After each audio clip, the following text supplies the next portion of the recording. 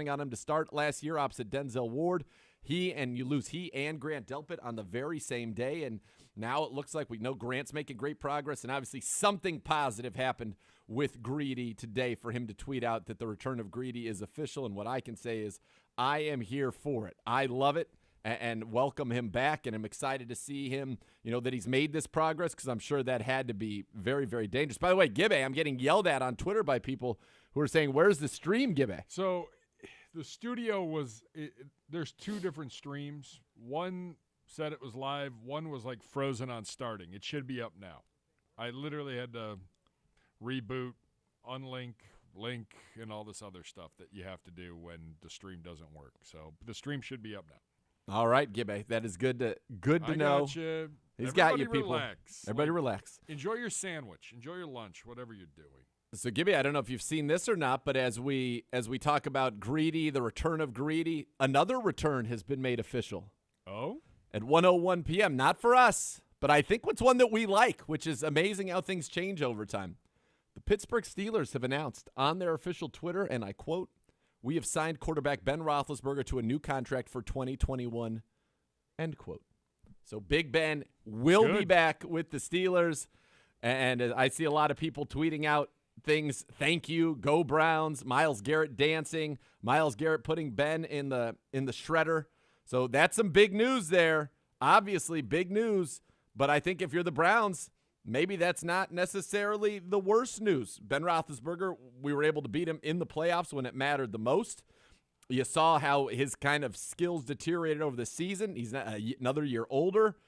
That will be interesting, but you still have to respect them. They were 11-0 last year. I know how they finished, but that was a football team that was 11-0 last year, and Ben Roethlisberger will be back one more time to go ahead and see what happens. Pro Football Talk saying this implies no extension, which implies he took less money, and Ben Roethlisberger publicly said he will be taking less money, or he was open to doing that to come back to the Steelers. And so you see, Browns fans, what an amazing turn of 12 months, right? Ben Roethlisberger coming back last year, no good. He starts the season, they're 11-0. People are like, yikes, this might be the best team in the AFC. Now we've beaten them in the playoffs. We have Browns fans on Twitter dancing in the streets over the news that Ben Roethlisberger is coming back. Let's not get too far ahead of ourselves. I love the confidence, but if he weren't coming back, that would mean that currently it's Mason Rudolph, which I think is even more worthy of dancing in the streets about. Yes, agreed. Ben Roethlisberger, to say that he's totally done, I think is not. Not buyer beware, but fans beware. I like it, though. Look, I'm excited about it because I think that we have an opportunity to continue what we're doing. 2 straight wins over the Steelers. Let's look to make it, obviously, 3, 4, if they're lucky enough to get the playoff, 5 at the end of the season, and then we'll send them off into the sunset. But Ben Roethlisberger will be back for the Steelers. That's probably going to end up being, at least right now, the biggest NFL news of the day, I would imagine, that Ben is back. And Gibbe, we knew he was basically publicly campaigning to not be gone. Because you have to wonder, on the open market, would there be a ton of interest in Ben Roethlisberger based on what people saw down the stretch? I don't know. I don't know if there would be necessarily a ton of interest for Ben, that he would just walk in and somebody would say, he's not looked at like Matt Stafford anymore. I don't even think he'd be looked at coming off of last season like Phillip Rivers was coming off of his final season with the Chargers. Yeah. He wanted to come back. That's where he knew the loyalty was there. I think if he's not coming back, he might have hung it up. I think he was desperate to – I think he is one of those people that wants to play his entire career with one team. And I think he knows that they have the loyalty to him. Yes. They have the respect for him and all of that. And that – I don't know. Where does he go? Seriously, where would he have gone? Who, do you want him in Chicago? Maybe New England. Maybe. Because he could run their short passing game, I don't know. But you want to go somewhere where you have weapons, where like if you're going to keep playing and you're at the age he's at, you want help around you. You need a running game. You need quality wide receivers, tight ends, guys that can get open. And I don't know if that situation exists currently in the NFL in terms of an open spot.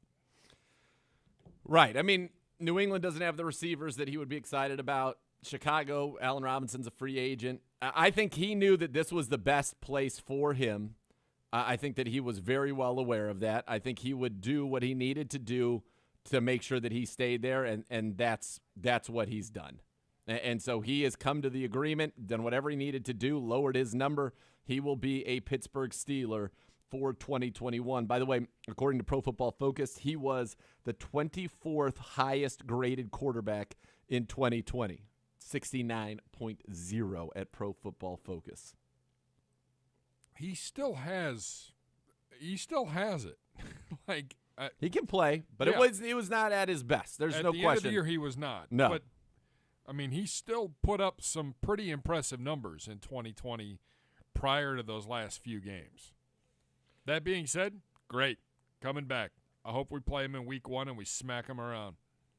Oh, that would be a great. Wouldn't that be? I mean, yes. and we're a team right now that could end up being a Sunday Night Football week 1 type of a game, which would be awesome. I mean, we won't know till the schedule comes out, obviously. But Ben for the year last year, 66% completions, 3,804 yards, 33 touchdowns, 10 picks. I mean, when you read that, doesn't sound too bad. It doesn't sound too bad. But when you dive in to the game logs as the season went on, that's when he started to struggle. You know, under 200 yards against Buffalo, under 200 yards against Cincinnati in those losses. Starting to throw some interceptions down the stretch. Of his 10 interceptions, 1, 2, 3, 4, 5, 6 of them were from Week 11 on in the regular season, and we know that he threw 4 interceptions to us in the playoff game. MJ Stewart, Sheldrick Redwine, Porter Gustin, Sione Takitaki. Quote from Big Ben on signing the new deal. It is my greatest honor to be a Pittsburgh Steeler and give my all for this organization. I'm grateful to be at this stage of my career and more than happy to adjust my contract in a way that best helps the team to address other players who are so vital to our success. So, generous Ben. Generous Ben. Generous. No, Ben, they weren't going to bring you back at your number, but I do like the fact that he's spinning it. You can listen, that's what they like to say about quarterbacks. They can spin it. Ben Roethlisberger, the absolute best possible spinning of it you could have right there. That's exactly what he should have said. I still don't know if it's going to be enough to sign Juju and bring him back. Well, until we get into until somebody posts the numbers out there and we see what it was, you know, that'll be a big question. Of course, that's what he's going to do and say, look, I'm taking a little bit less to come in here, but wasn't his cap number going to be $41 million? Yes. So my guess is he's going to get somewhere in the 20s would be my guess, or even maybe in the low 30s, maybe, but probably in the 20s. Yeah, I mean, I think when you look at it, it goes back to what Andrew Berry said yesterday when he talked to the media. Maybe we push Barry's clips to segment 2 here. Yeah, we'll do that coming up. This is the news of the day. We got news. Aliens. It's developing news. Aliens saying hi to our quarterback. Greedy Williams is back, and Ben Roethlisberger's back. It's Dogs a and cats bonanza. living together, mass hysteria. That's right. As Andrew Berry said yesterday, they were anticipating across the league, not just the Browns, but that the salary cap would be around 210, maybe even 215. Pandemic hits, and now you're looking at a salary cap that potentially might not be higher than 185. I mean, that's why those numbers, you look at some of these contracts, you go, why would you sign them? Well, because you were going to still have flexibility based on the projection of the salary cap going up. Salary cap going down, now teams are scrambling. You're seeing teams cutting people, and that's, the Steelers got caught up in that. I'm fascinated to know how much of a pay cut or how much money was moved around for Ben. Believe me, that's going to be out there. We're going to get that information very, very quickly. Very quickly. I'm sure that stuff has a way of getting out. Yes. Speaking of, Diana Rossini saying that. What is going on here? So I guess she was misquoted. Somebody said that the Seahawks have made calls to other teams about trading away Russell Wilson. According to on the Pat McAfee show, he's not happy in Seattle. She says, I was told the Seahawks are not shopping Russell Wilson, but calls made from other teams inquiring have been answered. And apparently, they're pissed in Seattle. Like when, we've heard a lot of people, I think it was Ross Tucker was the first one who I saw say it, certainly on Twitter. But, in Seattle when they were saying, he was saying, just get rid of Pete Carroll. That is not on the table. And Pete Carroll and John Schneider are apparently pissed about how this was handled. If it came down to it, would you keep your quarterback or get rid of your coach? I would get rid of my coach. Exactly. But that's not on the that is not on the table. That's not on the table. By the way, here's some numbers from Ed Werder on Roethlisberger, 2020 season, including the playoffs. First 11 games, 11-0, 25 touchdowns, 6 interceptions. Last 5 games, 1-4, 12 touchdowns, 8 interceptions. Numbers are down, but again, when you go back and look a little deeper, they had no running game. No, and the running game has been vital to Ben Roethlisberger's success throughout his career. When he's had the most success, when they've been at the top of the mountain, it's because they've had a running game to complement him. It is true. That's an Aditi Kinkabwala stat, talking about when they have a 100-yard rusher, what their winning percentage is and what it is when they don't. They don't. Connor's a free agent. That's something they could address in the draft, obviously. This from our great correspondent, Cleve TA. Big Ben, 35th in yards per attempt last year, 25th in Pro Football Focus grade versus the 22nd ranked DVOA pass defense schedule last season. As of now, Pittsburgh is expected to face the second easiest schedule of opposing pass defenses in 2021. So perhaps he's saying there could be an uptick, but his numbers not great last year for Ben Roethlisberger, but he will be back. So that for the Browns, once again, you will be going and dealing with Ben Roethlisberger. Now, he's 39. The rest of the quarterbacks in this division, 26, Baker Mayfield, 24, Lamar Jackson, 24, Joe Burrow. He is definitely Grandpa, the elder statesman. Yeah, Pa. It's all about that Pa, son. Yes, the Pa from PA, Ben Roethlisberger back with the Steelers. Coming up next, Andrew Berry, the Browns general manager, spoke to the media yesterday. We will talk about that, play some of the cuts from there. Today, Twitter mailbag. It's back, Browns Daily fans. Tweet us your questions for Nathan, that's me, and I, that's Gibby. Should say for Gibby and I. At Browns_Daily. Use the hashtag AskCBD. We'll go through them at 2:30. Get them in there. Browns questions. Bring it. Personal questions. Bring it. Whatever you guys want. Fun questions. Bring it. Silly questions. Bring it. Alien questions. Bring it. Browns Twitter mailbag. CBD Twitter mailbag. That will happen today at 2:30. We'll have the great Jake Trotter with us at 1:30 with his reactions to Andrew Berry, Stefanski, some of the stuff going around the league. He just did his free agent primer on ESPN.com. 2 o'clock. Sir Andrew Gribble, one half of the Ibs boys, joins us again as we take a look at the cornerback room. Then we'll look through some free agents. We'll talk about the mailbag. And boom, before you know it, it's going to be 3 o'clock. Time flies when you're having fun. So let's make the most of it. We'll be back with more Cleveland Browns Daily right after this.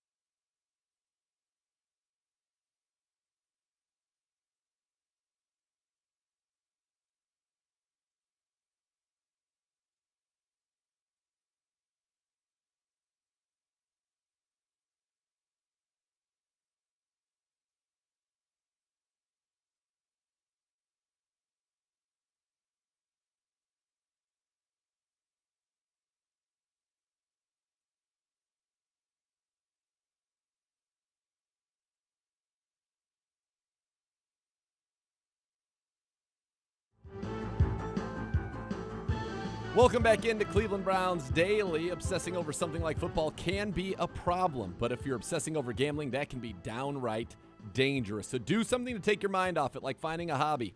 Want more tips like this? Go to keepitfunohio.com for greater ways to keep gambling fun. Andrew Berry spoke with the media yesterday. We're going to give you some of the highlights from that conversation from the Browns general manager. We'll begin with his opening statement. Little bit of a different feel for the first week of March for all of us, right? That being said, I'm really excited about the work that our scouts have done over the past several months. We've had a really productive January and February in terms of draft meetings, UFA meetings, and overall roster planning. And we're looking forward to the next, call it 6 to 8 months, with the opportunities that will be afforded to us to improve the talent and competition across the roster. The other thing I wanted to mention at the start is we are excited that we're not an organization in transition this offseason, and that we're really kind of year two. Stand by 10 seconds. Our roster building processes with our scouts and coaches. So we're looking forward to the next several months to improve the team.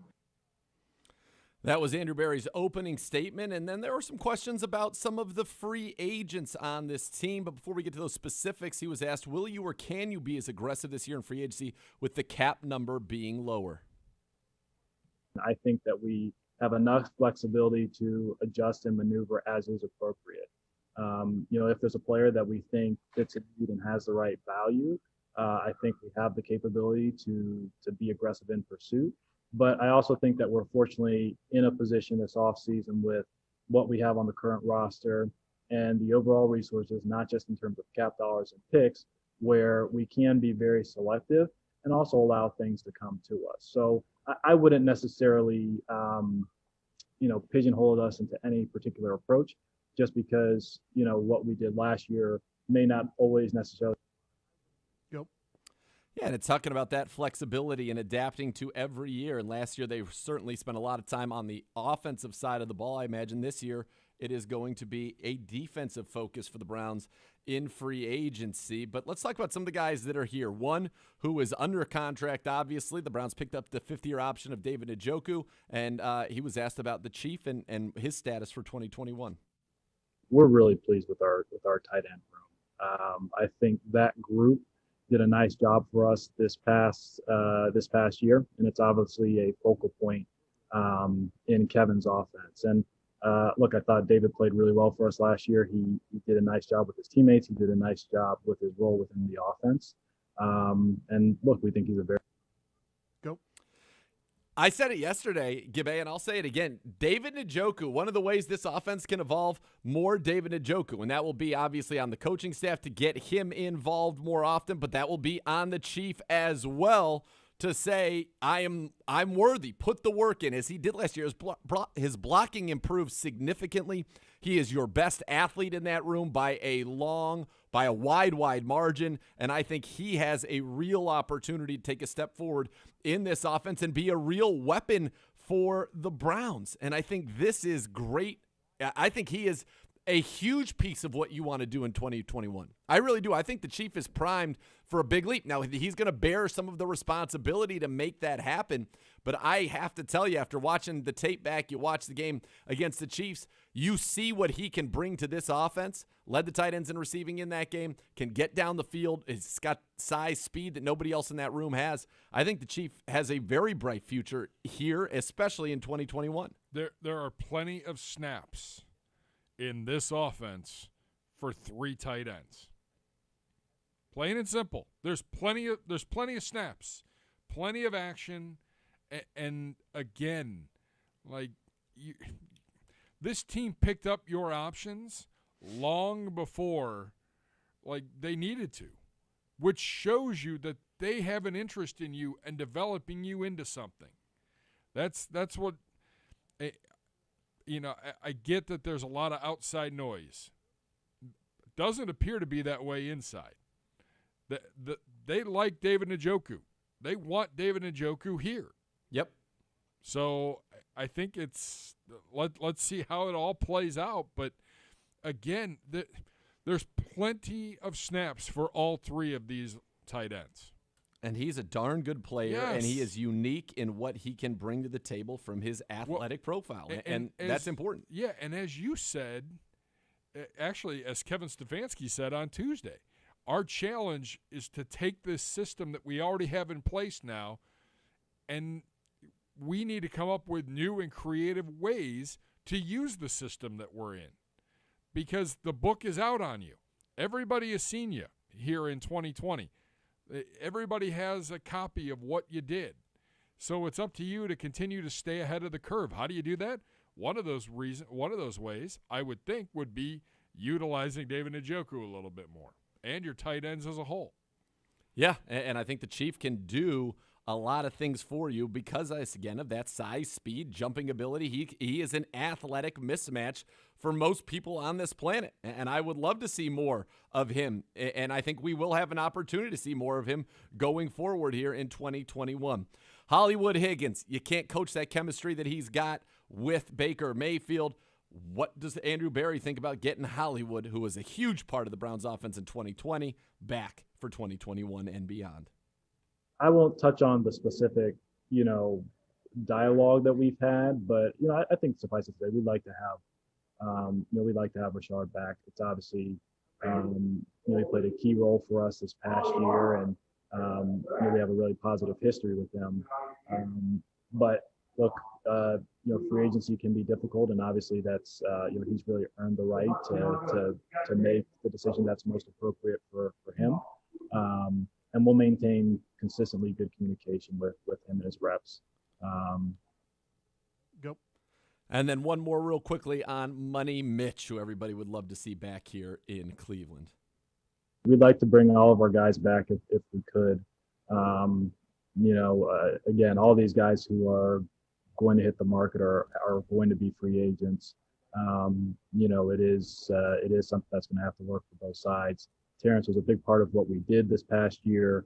So again, we're gonna stay in communication with him as reps as we typically do. I wouldn't go into the details of those discussions, but he was obviously a very productive player. Go ahead, Gibby. I felt like the Hollywood, you actually got something. Maybe the most you've gotten from either Kevin Stefanski or Andrew Berry in their 2 days of talking, because they're so good at working around the question. But, I mean, it sounds like they want him back, but it's got to be at the right price. And I think that's something that bears watching over these next couple weeks, especially with the number of wide receivers. Golden Tate getting cut yesterday by the Giants. How does that affect the free agent market at wide receiver? What affects the free agent market at wide receiver, especially with a deep wide receiver class in the draft? Money Mitch, I wasn't feeling the I don't know. There was something there I was a little concerned about. Listen, they want Money Mitch back. Money Mitch wants to come back.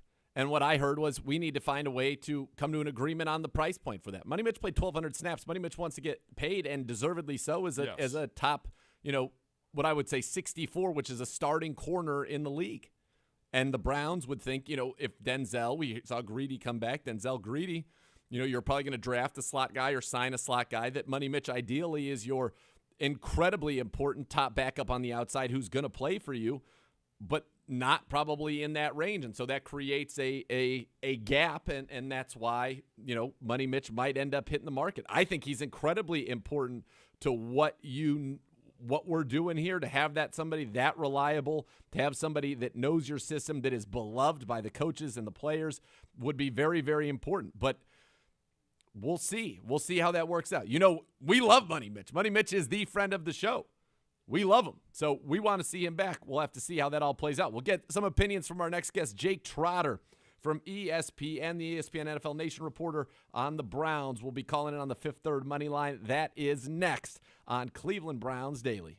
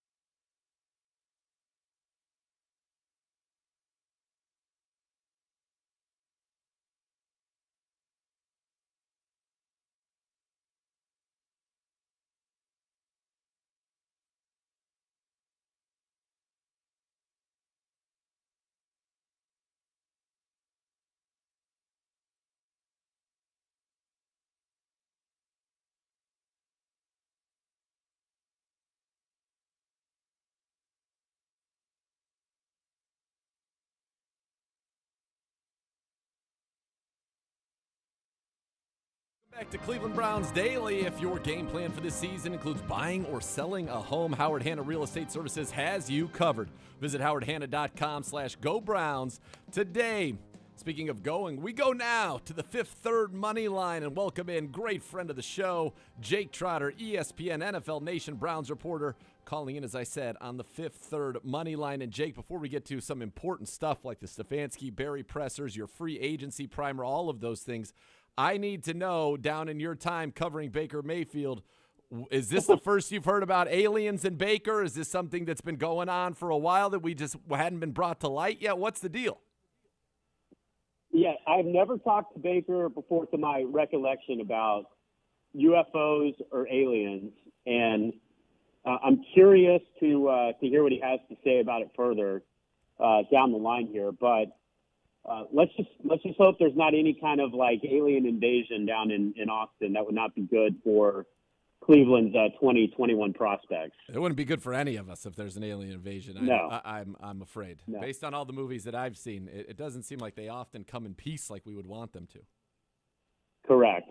So we'll have to – okay, all right, just wanted to make sure. Let's start now with the pressers. Stefanski, what I dubbed the most Kevin Stefanski press conference ever, not taking any bait. He's going to go out there and give it back to, not giving away the farm, but just obviously does it in a very kind, very nice way. What did you think of Stefanski's presser, and did anything slip out, anything jump out to you? Nothing slipped out. I mean, I think maybe my biggest takeaway was, they still value, despite what David Njoku, says in the media or what tweets or has his agent say about whether he wants to be in Cleveland or not, or, his role on the team. I mean, I think they value, whether he realizes it or not, what he brings to the table. And he quietly had a very productive season for them, particularly later on in the year. I don't have the stats in front of me, but, he made an impact in their playoff run and down the stretch. And, I think he can really help them this year. So, Kevin would ask about Kyle Rudolph, who was just let go from Minnesota. He obviously has a, long relationship with Kevin and would make some sense from that perspective in Cleveland. I mean, I don't think it's time to write off David in terms of what he could bring to the Browns in 2021. But, yeah, I mean, it definitely was a Kevin Zoom call. And very, straight line. And I know Kevin went to the Cavs game last night, so maybe he was trying to get out of there so he could get his family down to the arena for that game. But yeah, nothing groundbreaking by any means at all.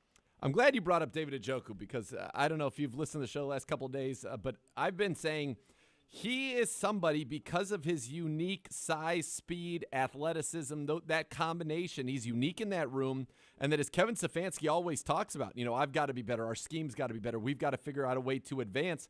I think unlocking David Njoku is definitely one of the ways that you can take a big step forward. You saw his big play potential against Kansas City in that playoff game. You know what he can do in terms of getting down the seam after the catch, all of that. I think more David Njoku is one way to increase the playmaking and big playability of this offense.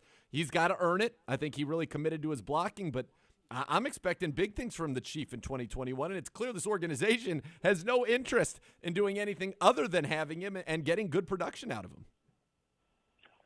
Right. I mean, he's under team control, so that's valuable in of itself in what's going to be kind of a essentially wild free agency period here. The thing about Njoku too, and you look at somebody like Kareem Hunt, who is a former NFL rushing champ, could certainly start for a lot of teams in the NFL, right, with the talent and what he brings to the table.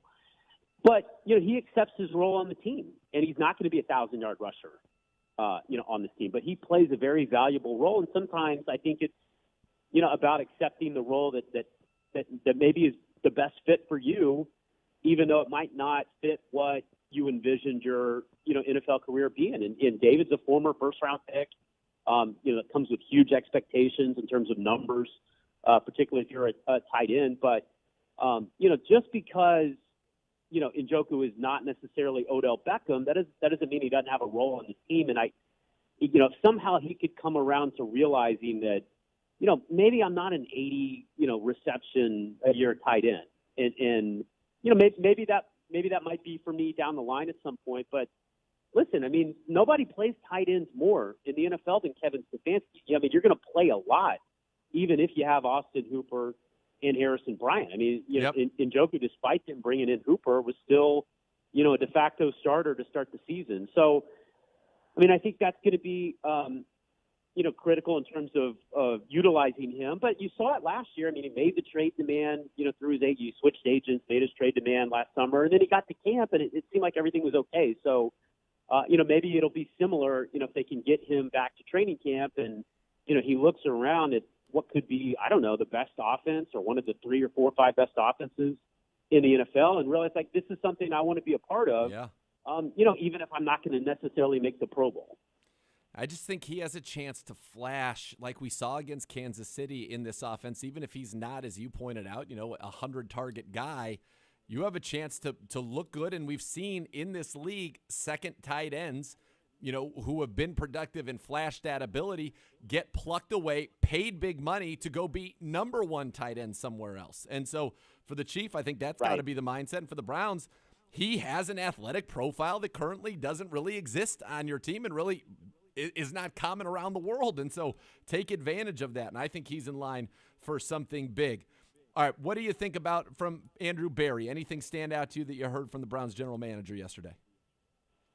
Yeah, man, I think the biggest thing that stuck out to me, and it seemed like it was the same for other people who were on the call as well, just a continued commitment to Odell Beckham Jr. I mean, just because it's OBJ, on TV and on the radio, people are going to continue to speculate about whether they're going to trade him.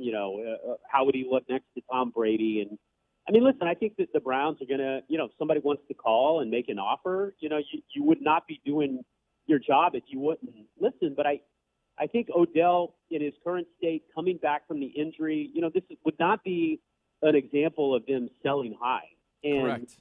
I think it's going to be interesting to see him and Baker, this new iteration of Baker. And for whatever reason, it just the chemistry wasn't great between the two.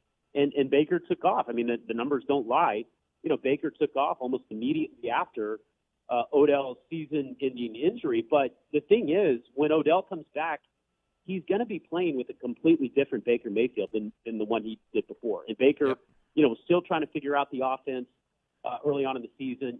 Another offense that he had to learn during the offseason. And that won't be the case this year. So you wonder if Baker is just going to be better equipped mentally, confidence-wise, to incorporate Odell and make it really work next year. And, I mean, this is the bottom line. I don't know what the offense is going to, if it's going to be better or worse with Odell Beckham next season, but the ceiling is definitely going to be higher. And on paper, he fits what they need, a guy that can just blow the top of a defense. They don't really have another guy like that in their offense, on the roster at the moment. So, if you're trying to beat Kansas City in the divisional playoffs, you need a guy like Odell Beckham in your lineup. And I just think Andrew, reaffirming that hey, we're not looking to trade this guy. We believe in his talent and in the way that he can fit in this offense as he continues to kind of settle in as well, which everybody was doing through the first month or so of the season. Right, and I think that will be fun to finally see everybody on the same page moving forward, and with the athletes, Odell getting Chief more involved. It was already a great offense. It has a chance to be even more special. Talking, of course, with Jake Trotter, ESPN NFL Nation Browns reporter, calling on the Fifth Third money line. All right, Jake, give us quickly, as you go through free agents for the Browns, what you're thinking in terms of the guys that are free agents, anybody you think is likely to be back from the Browns' pending free agent group. Yeah, I think that's going to be tough, and those are the decisions that are happening, right now. Before Andrew and his staff get to, who can we bring in? Right now they're talking about who can we bring back, and I think it's going to be tough. For guys like Money Mitch and Rashard Higgins. Obviously, OB coming off the injury, Sure. Carl Joseph, I'm probably forgetting some other guys as well. But, the Browns are in a good spot cap-wise, especially relative to somebody like, I don't know, the Pittsburgh Steelers. But it's not like they're in the situation they were last year where they were just completely flush. And, you got, $20 million or so in space. Almost half of that, is you're going to have to account for that in the draft. Guys, you're draft and sign. You're going to want to keep a couple million back, during the season just to make sure you're in good shape should something happen as a rainy day fund. So, you don't have that much money to just, pour out $60 million plus in guaranteed money, which is what they did last year to three guys in Conklin, Hooper, and in Case. So I think it'll be a little bit more on the margins in terms of what they do in free agency, this time around. And listen, they would love to bring Rashard Higgins back. I think we'd all agree that he's a great fit on this team. But, if somebody is going to offer, Higgins, $5 million plus, that's going to be tough for the Browns, just given that they're already committing so much money to the receiver position with Odell and Jarvis. And they're a team that typically is not going to play a bunch of receivers at once because of the reliance on the tight ends and the fact that you're looking to run the ball with Nick Chubb and Kareem Hunt. So, you just can't, roster turnover is part of the NFL. And even though a lot of these guys are good players that have really helped, they're going to have to see what makes sense financially. And they just they're not in the situation anymore where they have unlimited cap space. And that's a good thing because that means, guys like Myles Garrett, have panned out, guys like Baker Mayfield and Nick Chubb and Denzel Ward and all these guys that they, have drafted and developed. Eventually, they're going to transition from, being a player in the free agent market to we just want to keep the guys that we drafted. So that's what the good teams do. I think Andrew's referenced that before, using Kansas City as the example. And I think that's what you're going to see. And that's going to make it a little bit tougher to keep guys that are key role players, but not necessarily, part of the key young core. Right, because a guy like, Hollywood Higgins made the case that he should be a starting wide receiver in the NFL. Money Mitch played like certainly a starting number 2 outside corner in the NFL. And the Browns, with the news with Greedy, which I'll get your take on in a second, but that's not the role that they would have on this team. And so that's going to create some type of natural gap where their performance outplayed what the Browns would envision their role and their financial situation to be. And so I don't know that there are two guys more liked in that locker room than Hollywood and Money Mitch. Money Mitch is beloved. And so these will be some tough decisions, I think, especially with those two in the decision to have them stay or go. Yeah, no question, and that's just part of having a good team with good players. You can't keep everybody. Tampa Bay is not going to be able to keep everybody this time around. Kansas City, those type of teams that you have good players, they cost money. You can't keep everybody. That's going to happen. It is. Greedy Williams, he was a guy that was supposed to be counted on big last year. Grant Delpit, we heard some very positive, I think, updates on Delpit, not from both Stefanski and Andrew Berry, not so much on Greedy. And then Greedy tweets out today, the return of Greedy is official, and obviously talking about his progress that he has made. Have you learned anything more about that and what that means for Greedy Williams and obviously for the Browns? Yeah, well, it's always an encouraging sign when a player tweets his return using, the third person, the return of Greedy. Of course.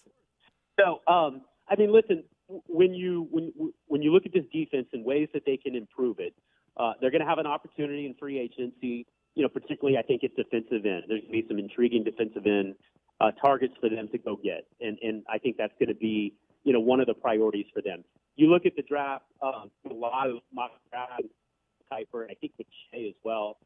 Have my guy from the great state of Oklahoma, Hominy, Oklahoma, is where he's from, played quarterback there.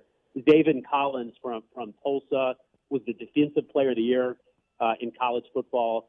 Just a playmaking linebacker who can rush the passer, can cover. That's the kind of guy that they need to add, I think, if they're going to take the next step defensively. So, you sign the defensive end, let's say just hypothetically they draft that kind of linebacker.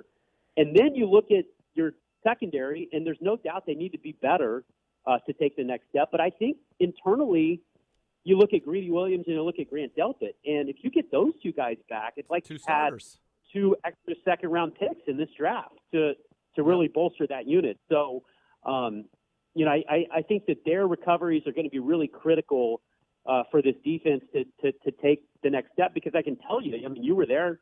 Nathan, the last two training camps, two of the stars of those training camps were in 2019 Greedy Williams and in 2020 Grant Delpit. Yep. And, to not have either one of those guys for a single snap this year, I think really ultimately hurt them. And, if they can get back to form, this defense to me looks completely different next year.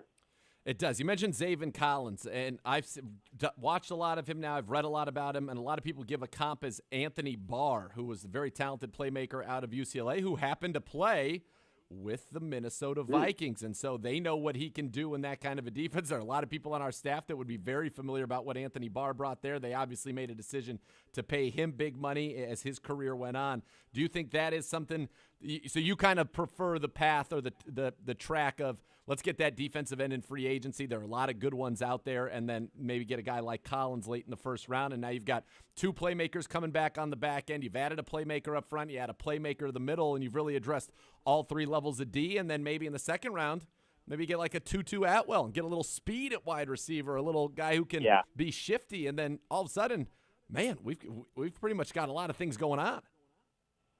Yeah, I posted an article this morning where I talked to Mel Kiper for 20 minutes just about the Browns and what they could do in the draft, and I think a little bit of this is going to be dictated by what they're able to do in free agency, right? So if if they're able to sign a defensive end in free agency, all of a sudden you're not looking at defensive end with your first round pick, but if you sign let's say you sign a safety or a linebacker, then all of a sudden maybe defensive end looks a little bit different. So I think the draft is going to depend heavily on what they're able to land in free agency. But I think that let's assume that defensive end is a priority in free agency. Then you have two options.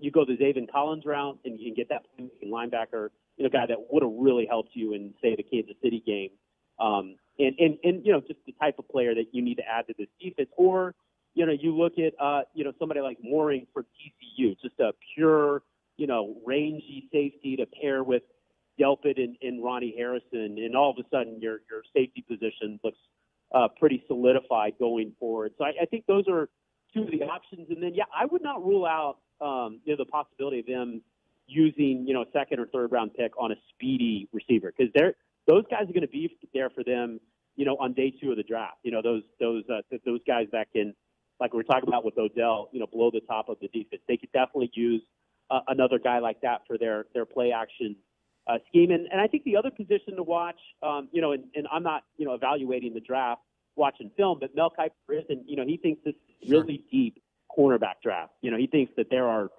30 corners potentially in this draft that can really play and help. So I wouldn't be stunned, just given the need at that position as well, drafting, one or two corners before we even get to the fifth round and really reinforce that position. Yeah, do it in this draft, and you're going to look probably into the slot where you're going to need somebody to pair or to complement Greedy and Denzel on the outside. But it's going to be wild. I think this is going to be a fun offseason because there are so many passes, you pointed out, for this Browns team. And we know, Jake, that they're in very good hands with Andrew Berry and Kevin Stefanski and Paul DePodesta running it down. Check out his Browns free agency primer on ESPN.com right now. He is the great Jake Trotter. And, Jake, I can't wait to find out your investigative reporting on this UFO encounter. That's what I'm going to be glued refreshing your Twitter feed for over and over all day here. Yeah, I'm on the alien beat now. That's right. That's right. From the Sooners to the Browns to the aliens. Jake Trotter, he does it all. Give him a follow on Twitter. Obviously, he is the very best covering this football team, and we love having him on the show. We always get smarter. Thanks, Jake. Thanks, Nathan. All right, just a reminder, all guests who appear on Cleveland Browns Daily appear via the Fifth Third Money Line. Fifth Third Bank making Cleveland Browns Daily a Fifth Third better. When we come back, hour number 2 kicks off with Sir Andrew Gribble talking about this cornerback position. We will get into that. Gibbe is going to have some questions for us as well. We'll look at free agents and lists of various positions where the Browns could be attacking. And, of course, 2:30, keep getting your questions, and I've already seen some good ones. Use the hashtag AskCBD and tweet your questions for myself and Gibbe. Gibbe's such a renaissance man. He's got a lot of great stories to tell. Get your questions in for us at Browns_Daily using the hashtag AskCBD. We'll be back to more Cleveland Browns Daily right after this.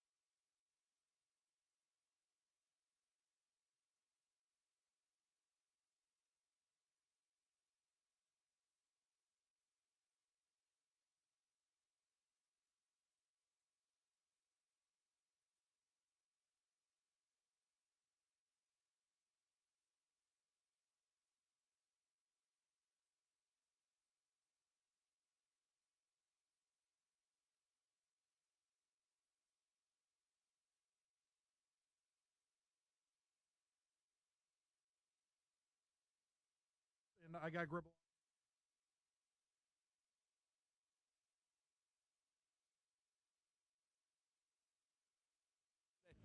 An Ibs Boys reunion. And speaking of the Ibs Boys, you be sure to catch the latest edition of the best podcast available, presented by Key Private Bank, out today wherever you get your podcasts or by going to youtube.com/Browns. The Draft Network's Jordan Reed drops by to talk about all of the options that could be available to the Browns at pick number 26. And joining us now on the Fifth Third Money Line, Browns senior staff writer, Sir Andrew Gribble. Gribbs, how are you? Doing great. How's it going? I'm good. Gribbs, aliens having a big day. I'm here for it. Your thoughts? A big day for the UFO scene. But hey, I mean it's just it shows you that it's the off season. I mean, we're talking about it, and I'm just glad we're talking about a quarterback who we know is QB1 for this team moving forward. That's what I'm excited about in March. That's what we're not talking about filling that spot. I'm excited as well, although not everybody's excited. Not everybody is. And I'm not sure if you saw this. This is a direct quote from earlier today, Colin Cowherd, who we knew was going to have some type of a comment on it. And he says, and I quote, "Joe Montana, Troy Aikman, Terry Bradshaw, and Tom Brady have never seen aliens. I would prefer my guys don't talk about it." End quote. Colin Cowherd. That's a bold take to take with Terry Bradshaw, especially. I mean, come on. Like, have we interviewed like that? I mean, I'm sure there's some stories that Terry has. So I think this the best part of that is that we saw a lot of people. I think like Joey Molinaro, McNeil. Oh yeah, Reflog was all over it. Both predicted that exact response, which is just like perfect. I mean, that's when you know you've taken the bit and gone a little bit too far with it. When people are just absolutely nailing your response to it beforehand. And I think in this case, after watching the video, I think good on Colin. I think he was very much leaning into it. I think he knew it was one of those, the people are demanding that I say this, so I'm going to give the people what they want. And he did. And I said it again, including Terry Bradshaw in there. I mean, Terry's probably got some stories. Yeah, that's where you're right. You're putting yourself on a pretty a thin limb there. You're walking the plank when you include Bradshaw. You just leave it to Joe Montana and Troy Aikman and Peyton and Tom Brady. You're probably fine. But yeah, he went a little rogue there. Gribbs, as you know, another Andrew Berry, our general manager, he spoke yesterday, and much like Stefanski, not a ton, but I do think there were some things in there. What jumped out to you?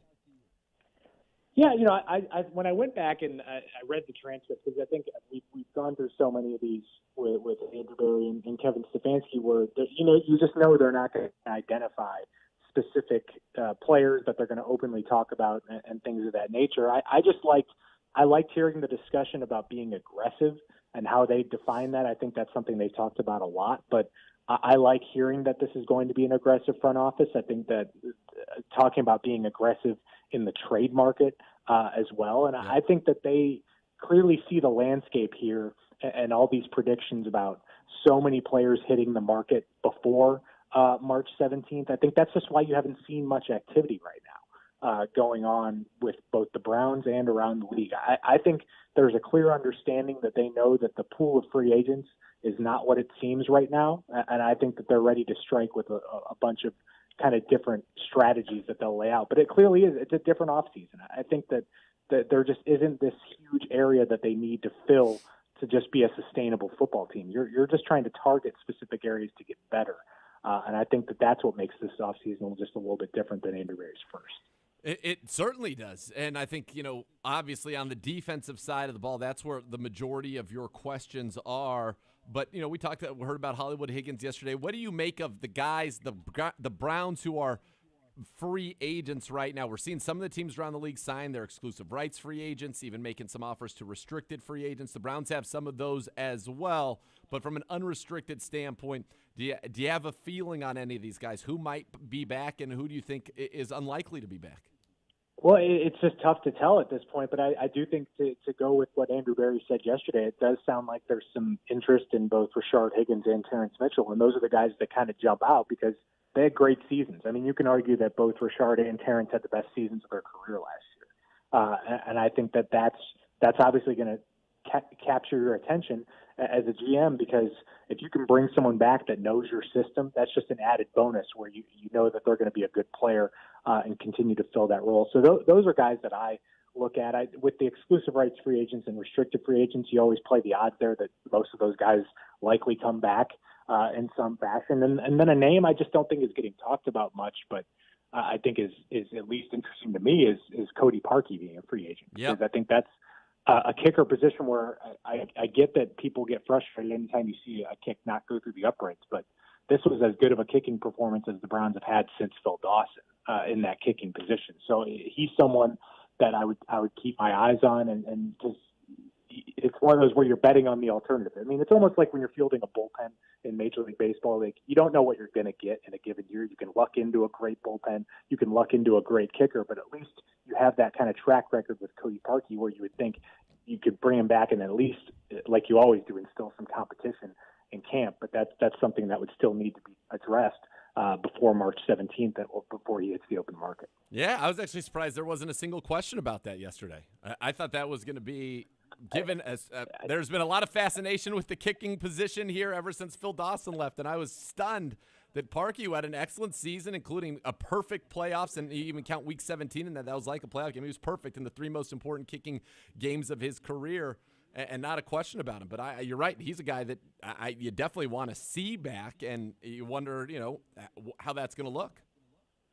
Yeah, it's just tough because, again, there's just not much movement in the market right now. You just don't have a cap, and you don't have a full gauge of who's all going to be out there. So, again, I think a lot of these things can settle themselves here in the coming days. I mean, you look back to last year. We didn't hear about that Kareem Hunt coming back as a restricted free agent right before, the day before, it seemed like, with the new league year. So a lot of this stuff can happen in a hurry, and so we'll just play it by ear. But the fact that Cody didn't get asked about it, I think that's just a byproduct of the fact that, one, the Browns have a lot of free agents this year, a lot of names that played some football for the Browns this year, and two, there's a lot of questions that go beyond free agency for the Browns in terms of guys that you want to lock up with extensions. So I think that's a good problem to have.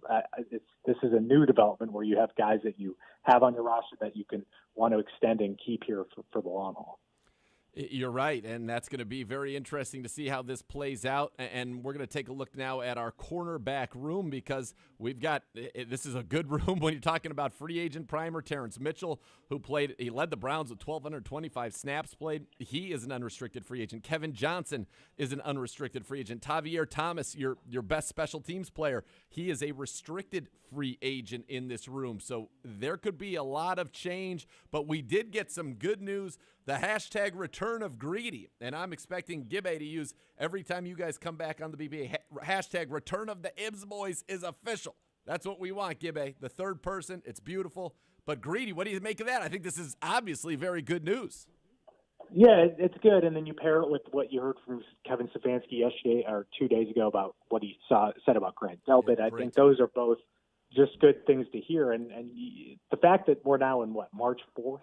I mean, this just shows the severity of what he was dealing with. I mean, this is something that happened so it would be August. So that's 7 months ago. I mean, this is a pretty significant thing he's been dealing with, and obviously a frustrating thing. I think it might even be more frustrating when you think that there was a date that you could come back in the season, but it just doesn't happen. And with some of these other injuries, you're out for the year and you can move on. But for Greedy, I'm sure he wanted to be back. And again, he was someone that I know he had the hamstring injury at the same time as Denzel Ward his rookie season, but when he played, he was solid. And I think it was a good rookie year for him. So I'm eager to see him getting back in the mix. And I think for him, he'll have to earn his spot back. I mean, I think that's a big thing. It's not just going to be handed to him, because I think this front office is going to address this cornerback position with a lot of other options, whether it be guys coming back or new faces.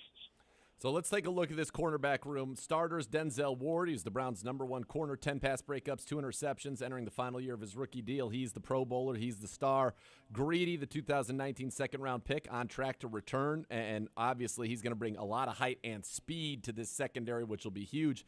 Then you got the two guys that played the most for you. Money Mitch, 1,225 snaps played, as I said.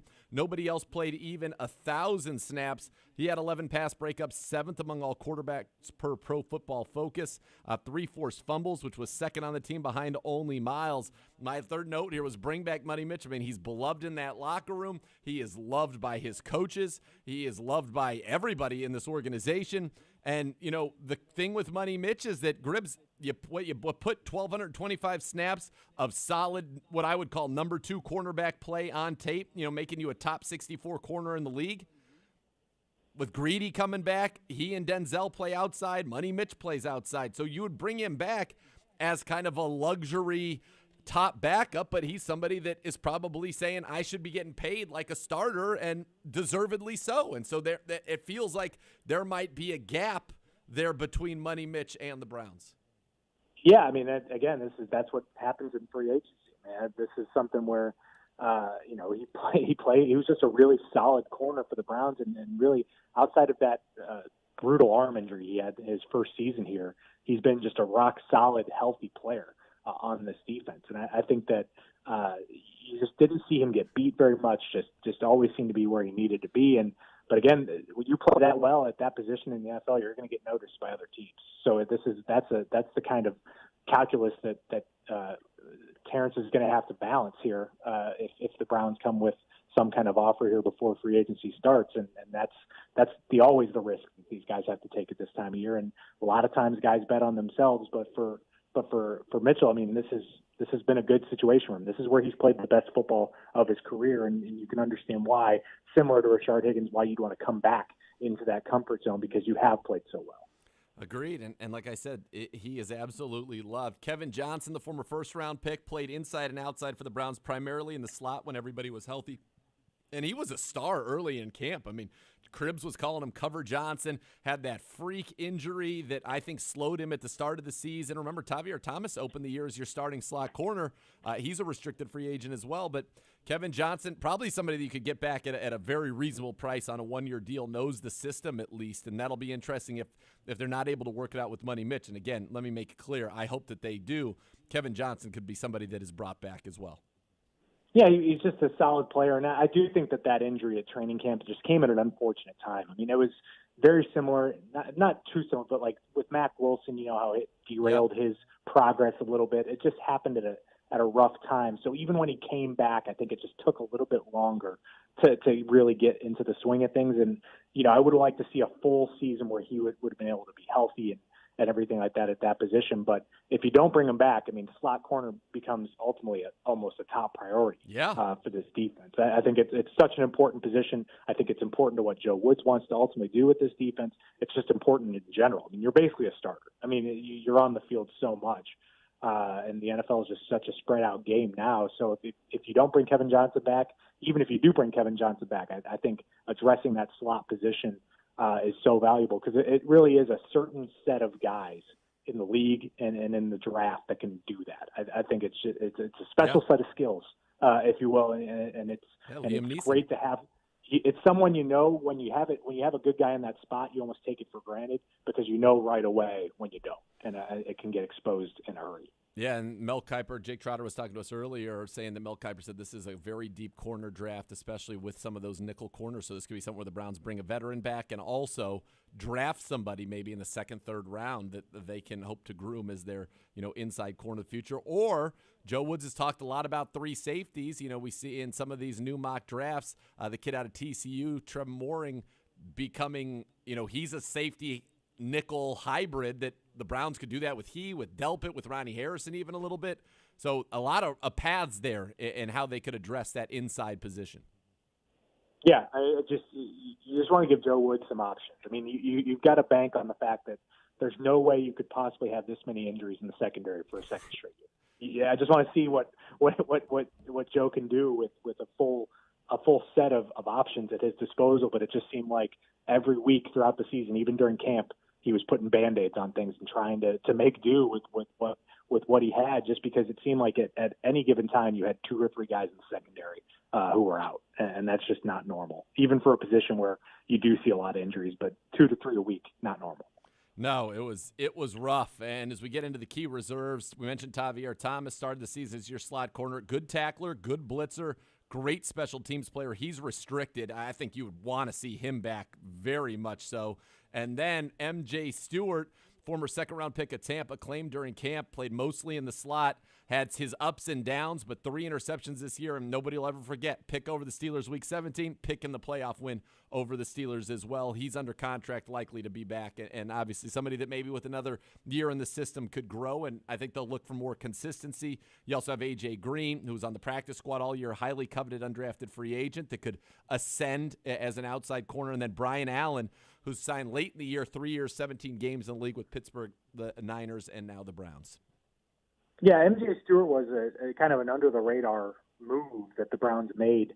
I think it was right before training camp to get him in here. It just kind of picks of the talent, the pedigree is there, but obviously, clearly, he was in Tampa, and that's a loaded secondary that they've got over there. So I think he made the most of another opportunity, and I thought he found a niche at the end of the season, and I think he'll definitely be in the mix there at the slot cornerback position, especially if Kevin Johnson isn't back. Yeah, going to be interesting to see how this all plays out. We'll bring in now the great Gibbe, who's got some questions for us. Gibbe! Hello. Hello, Gibbe. Hello, gentlemen. All right. Who was more valuable to this room in 2020? And this first question to Gribble. Denzel Ward or Money Mitch?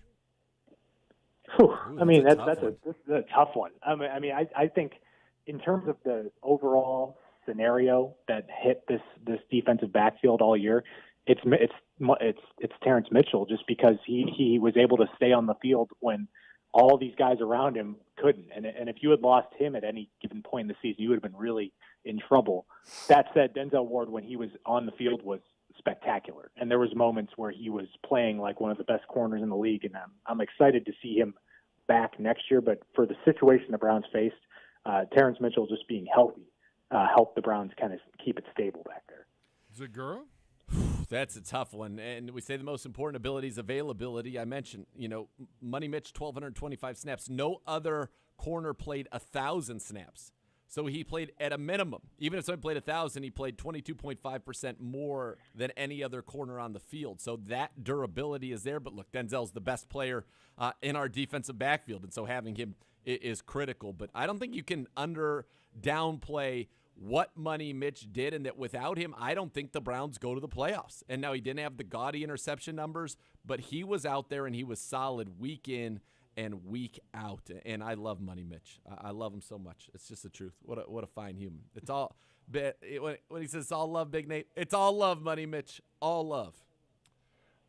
Let's see. Fact or fiction?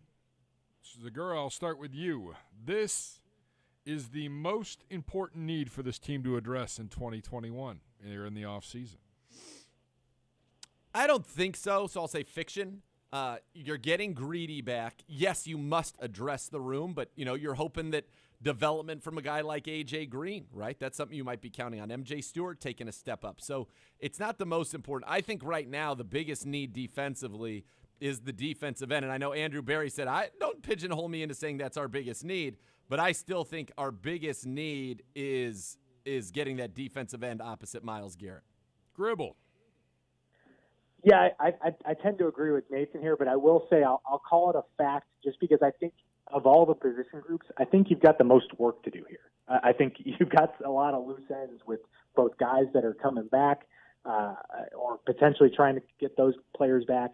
And then if they don't come back, then you've got a lot of bodies to fill at some pretty important positions here. And I think even all the way down to Tavierre Thomas as a restricted free agent, there's just a lot of loose ends to tie up in this room, probably more so than your other spots on the defense. I agree with that. Gribble, back to you. Fact or fiction, Greedy Williams coming back healthy in 2021 is one of the 3 biggest keys for this team's success. I'll go fiction. I just think that I don't want to put that kind of pressure on Greedy and the impact that he could have. If he comes back at a high level, that makes things a lot easier for your for what you were doing in the offseason. But the fact is you're not going to know what that is until after you've made your offseason moves. I think with Greedy coming back at a level that we expect, I think that's a bonus. I think the biggest keys for the Browns kind of go beyond that second cornerback position. So I'll go with fiction on there. I would agree. And I think that for example, you don't want to put that on him, but at the same time, just in the defensive backfield, I think the return of Grant Delpit has an opportunity to have a bigger impact than the return of Greedy. I mean, you want Greedy back, of course, and we're excited to have the return of Greedy happening, to be a real thing. I'm pumped for it, but I also think that there are other more pressing things, and let's just get him back. Let's see what he can do. So I agree with Gribbs here. I think he said it very eloquently. Gribble, give me a corner in this year's draft who could appeal to the Browns. There's a couple, and I think the most interesting one to me is J.C. Horn from South Carolina, the son of Joe Horn, which is just an incredible tie-in immediately, and one that makes you feel ancient to begin with, that Joe Horn's son is already entering the NFL. But just a very good corner who played just fantastic football, opted out early from his junior season, but he's someone that could be in the mix for the Browns. Another name I'll throw out there, Greg Newsome from Northwestern. Could be Northwestern's first-round pick in a long time, and could definitely fit the needs of the Browns, and potentially someone you could get with a little bit of a trade down if you want to make that kind of move. Zegura, give me a corner in free agency who could appeal to the Browns. So I'll give you one that's not – I'm going to not take your bait completely, and what I'm going to do is kind of say somebody who is in the NFL already – Stephon Gilmore. There seems to be a lot of rumors that they want to move on from Stephon Gilmore to the Patriots, and that he seems like somebody that could maybe be via a trade. We heard Andrew Berry talking about trades. He could be maybe a trade target for the Browns, as coming in on a one-year thing, hitting free agency, and bringing that superstar opposite Denzel Ward. So you'd have Denzel, Greedy, and Gilmore who can play inside, outside. I mean, the things that you could do with that group. It's going to improve your pass rush. It's going to improve your defense. So that would be something that I would be looking at as a potential trade scenario, if that's one of the ways that the Browns do want to go about it. Others, you talk about a lot of the slot corners, right? A Brian Poole, a Desmond King, who was traded to the Titans last year. Those are guys that you would be looking at from a free agent standpoint, I think. K'Wan Williams, the former Brown, maybe you run it back with him. He was one of the best slot corners in the NFL last year. Mike Hilton, who played very well for the Steelers as a slot corner and is an excellent blitzer at that position. So I do think there are a lot of options for the Browns there, but if you're looking for the biggest splash that could happen, I think it happens via a trade, not via free agency. And I do not think Marshawn Lattimore, and I know a lot of people want that to happen. Gribbs, I don't know about you. I don't think that that's a realistic option for the Browns to be able to try and go get him. I don't think that's realistic. I'm just reluctant to see. I just can't imagine a team like the Saints that is a proven record of being great year in, year out would move on from a great player at a premium position. I feel like they'd find a way to keep him. I'll bet on that as opposed to betting on a team trading him. Agreed. I've been proven wrong before. What about this? This is coming from Adam Schefter in the past hour. Corner Desmond Trufant will be released at the start of the league year. The Lions have informed him. Any interest?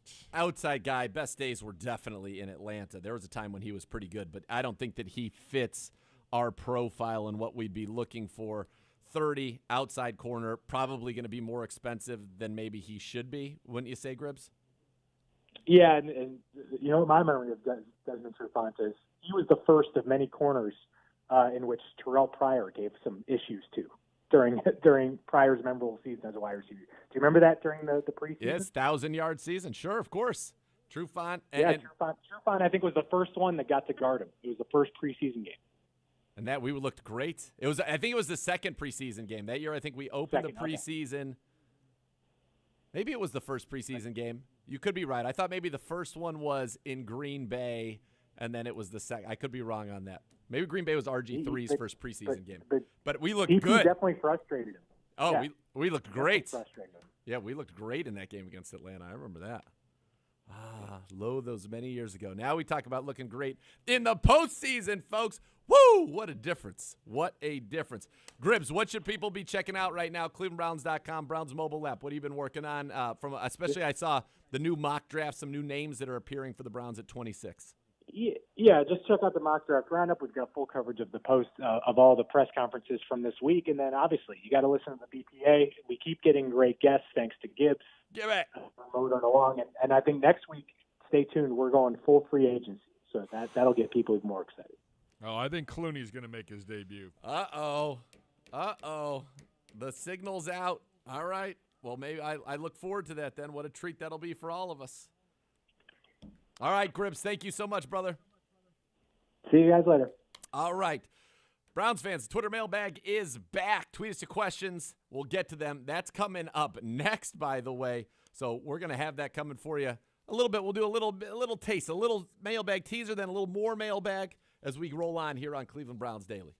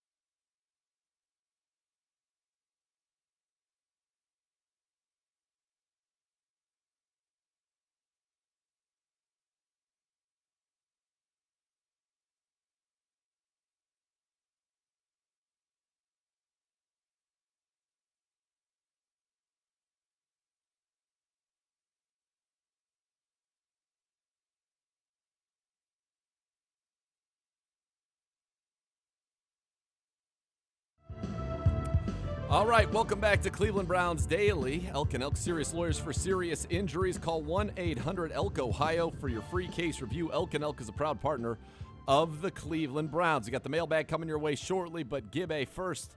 Pat McAfee weighing in on boy. Baker Mayfield and the aliens. Yeah, Pat McAfee, all excited. you tipped me off to this. Pat McAfee quite jealous of our quarterback and his lovely bride. Take a listen. Baker Mayfield saw a UFO. Listen, Bake, I am so incredibly jealous. All right, Aaron Rodgers came on the show and talked about how he said it before. We synced it on the internet. It was one of the first times I talked to him because this is something I'm very fascinated by. Always have been, always will be. I was somebody that did look up at the sky a lot, the moon, the stars, and I was very intrigued by the fact that there was definitely aliens, right? Definitely. It was actually one of the biggest sticking points for me never really landing upon a religion, because I would always ask, like, okay, your thoughts on aliens. Well, it can't be possible or whatever. It's like, all right, well, so I can't believe this then. That is just kind of the whole thing. And now as we go on, it's becoming more and more open. You know what I mean? Everybody's kind of understanding that whole thing. And I have kept an eye to the sky, traveled all around the place, looking, hoping that one day it would come. Aaron Rodgers told us a story about seeing an orange globe fly across the sky and then 4 fighter jets chasing it down, basically. He was called a crazy person or whatever. Then you obviously have Lazar, who has come out and talked about everything that happens at Area 51 and what he's seen. That guy was basically, they tried to kill him and ruin him. It's been everything. Nowadays, it's just becoming like a normal thing. New Mexico a couple weeks ago, United Airline, American Airline flight, one or the other. You actually hear the pilot ask the military if they have a target up there because they saw a cylindrical thing buzz over top of them, basically. That was a UFO. Baker Mayfield now and his lady yesterday at Lake Norman just saw a UFO 100%, he says. The tweet reads, almost 100% Em and I, his wife, just saw a UFO drop straight out of the sky on our way home from dinner. We stopped and looked at each other and asked if either of us saw what we just saw. You see that? You see it? Yeah, did you? Yeah, did you? I'm not seeing things. What was it? Am I seeing things? Did you see it? No, I saw it. What was that? What was it? Very bright ball of light going straight down out of the sky towards Lake Travis. Anybody else witness this? Questions, he says? Now, Baker Mayfield has been chastised by people for things in the past. He's going to get chastised for this. I would like to let you know that you and them are people that I am Go. happen. McAfee, I'm jealous too. I would love to see it. As long as I could tell the tale and come away from it unscathed. Yeah, I'm with it. I'm a believer. I'm with it. I'm glad Baker was out there seeing it. Eyes are sharp. Vision, it's important. Understanding situations, important. Our quarterback's got that in spades. Okay. It was an alien. It was a spaceship. And he saw it. He saw it. That's right. I mean, good for him. Situational awareness. Very good. I like it. Yeah. No, not too shabby. I love McAfee. And I'm listening to this. You gave me the link, and I'm listening to the clip. I'm like, please don't drop a ball. Sure enough, he almost made it. He almost made it 2.5 minutes without it. We handled it. We handled it like pros. All right, should we get into a little bit of this mailbag, Gibby? Yeah, you want to? Yeah, let's do it. All right. Tweet at the show, at Browns_Daily. Use the hashtag AskCBD. The swag. Look at him. Yeah. Swag. Senior swag strolling through. A little far for my eyes. My eyes are still pretty good, but a little far. But definitely had a nice sneaker on with a big white shiny bottom, which was nice to see. Yeah, little sneaker action. Yeah, a dress sneaker. A dress sneaker. From Brad Beers, does linebacker Zavin Collins from Tulsa fit into the Browns' defensive scheme? Yeah, he's big, long, rangy, athletic. Think Anthony Barr in Minnesota, and a lot of these guys like that scheme. So think about Anthony Barr, and yes, he would fit. He can also rush the passer, is very good at that, good in space, good in coverage. So he certainly can play close to the line of scrimmage, play off ball. He would definitely fit in. You want more athletes, good athletes in the middle of the field, and he would be a great one. John tweets at the show, I'd like to buy one jersey, can't decide who it should be. I have a Baker already. Who should I pick? Chubb, Ward, Double Deuces, or Juice? Yeesh. Great list. You didn't even have a Miles in there. Great list. Jarvis to me is like, he's the heart and soul. So I play Fortnite. I talk about it. I play Fortnite with my kids. And in Fortnite, they came out with some NFL skins right around the Super Bowl time. And you get every team in the league. And so, of course, I got it so that I could be out there and be representing the Browns. And you get to pick whatever number you want.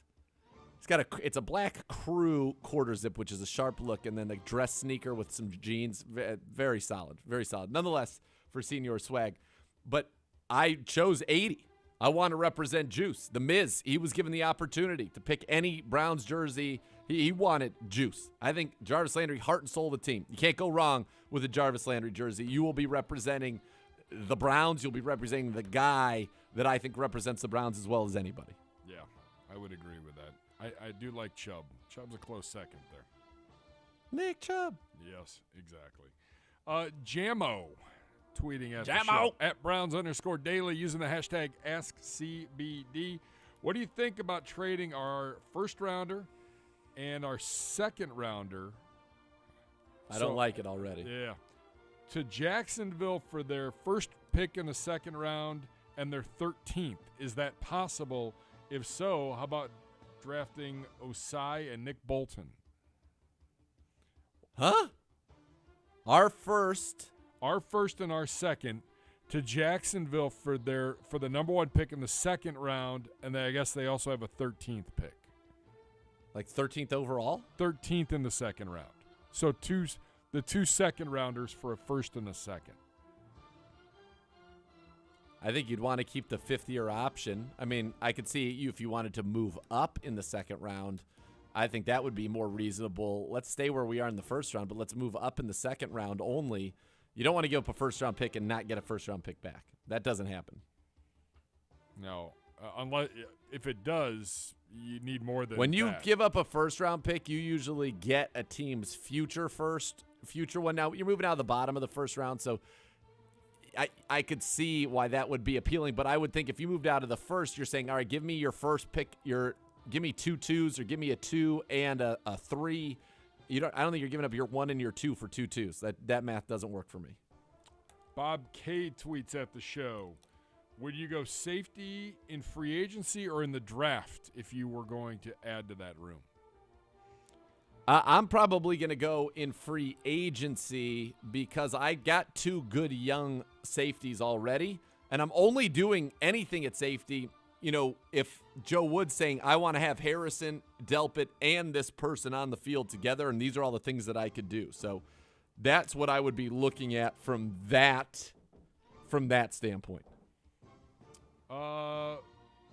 Rel with a big question here for you. REL on Okay. Twitter.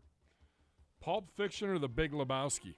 Oh, Lebowski. Not even a question for me. That's not even – I didn't have to think twice about it. Pulp Fiction's a fine film. It is. Lebowski, though, to me, an iconic film. The dude abides. Can they run that back a second time? There's been some discussion about that. No, but the movie they made about Jesus, I couldn't even make it 15 minutes.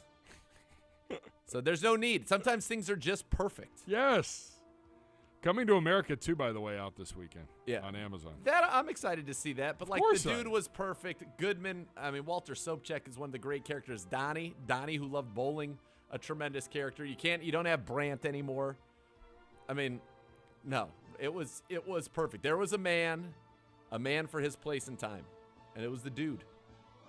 And that was the perfect. Dave on Twitter spewing some hate for our offensive line coach. What? Hey, Gibby. On his off time, is offensive line coach Bill Callahan a high school substitute math teacher, or does he just like the look? Hater.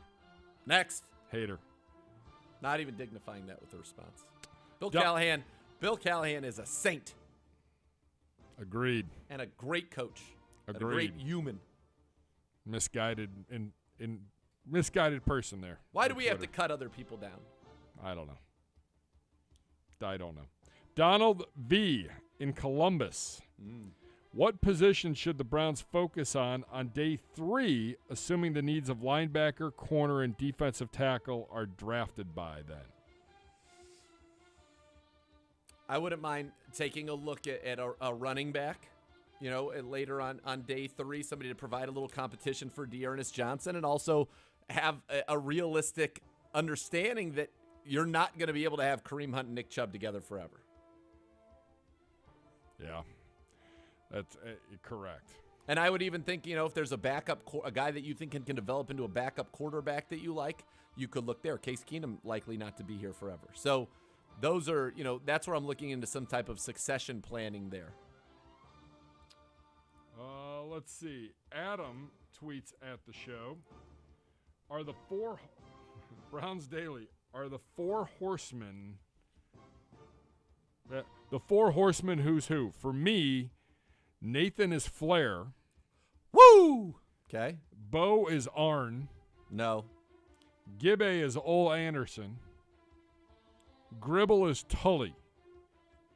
So I would make, Tully's style and flash and substance and panache. Beau Bishop's Tully Blanchard. You're Ole Anderson. I'm with that. And then I guess it would have to be, listen, it makes sense. The Ibbs boys would be the Andersons. Arn and Ole Anderson would be the Ibbs boys. And you would have me as, the nature boy. And then Tully Blanchard would be Beau. Tully Blanchard's a man who loves fine things, high society. That would be Beau Bishop. No doubt. Yeah, but you're Ole. I'm fine with that. Although I think you could go to Arn because you are kind of our enforcer, and that's what Arn Anderson was, the enforcer. So you and Gribbs are the Ibbs boys, are the Andersons, obviously, and then you got Flair and you got Tully Blanchard. Pumpkinhead wanted to know about training camp and fans, but I mean, we don't even know what's going on with the draft yet. If there will be fans at training camp? Yeah. I don't know, but I think a lot of, is going to depend on society where we're at. If it is true that, every adult who wants it can be vaccinated by the end of May, then I think we should be in pretty good shape for training camp. But a lot of it's going to be how does this coronavirus, how does it evolve? How do the vaccines handle the evolution and the mutations? And we'll see where we're at. But I definitely think it is looking on the trajectory that we're currently on more likely than not, but more likely than it did a month ago. That's for sure. Yeah.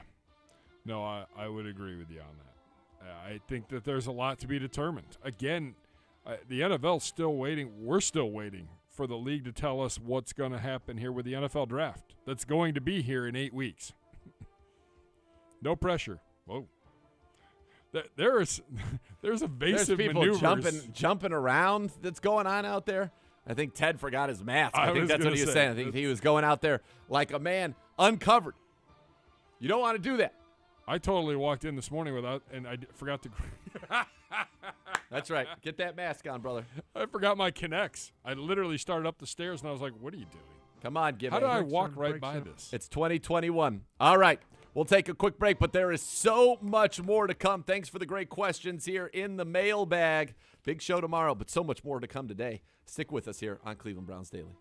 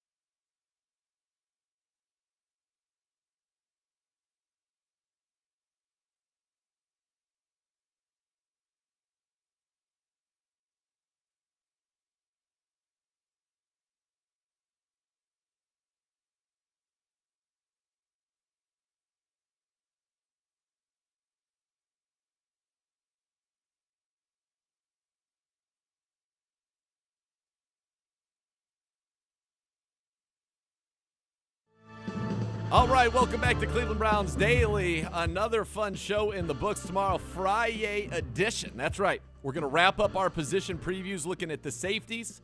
We're going to hear from Browns defensive back coach Jeff Howard in an exclusive one-on-one tomorrow. And we will, dare I say, Gibbe, maybe open up the phone lines for the people. Go there. Let's have a little bit of a dialogue tomorrow, maybe. I don't know. Could be fun on a Friday.